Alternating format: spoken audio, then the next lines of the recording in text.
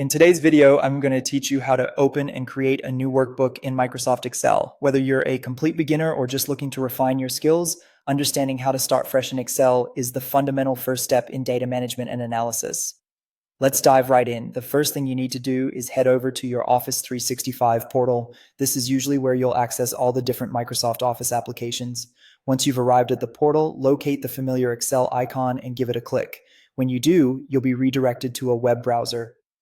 Here you'll find yourself at a starting point for Excel online, and you'll notice a clean and simple interface with a focus on helping you get started quickly.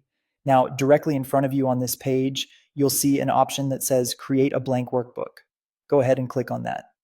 What's happening here is Excel is setting you up with a fresh slate, a new spreadsheet that's ready for your data, calculations, or whatever your project demands. This is the fastest way to begin working on a new project in the online version of Excel. But what if you're already inside Excel or you prefer using a desktop version? Well, there's a straightforward method here as well. You'll want to navigate to the upper left corner of your screen and locate the File tab in the ribbon. Clicking on this will bring up a menu with several options for your workbook management. Here, look for the New option and click on it. This area is dedicated to helping you start new projects and offers various templates if you're interested.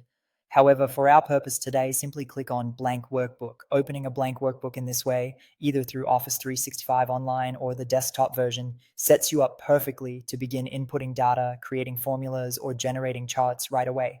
It's worth noting that this process is designed to be intuitive and user-friendly, catering to both new users and seasoned Excel veterans. Before we wrap up, here's a quick tip.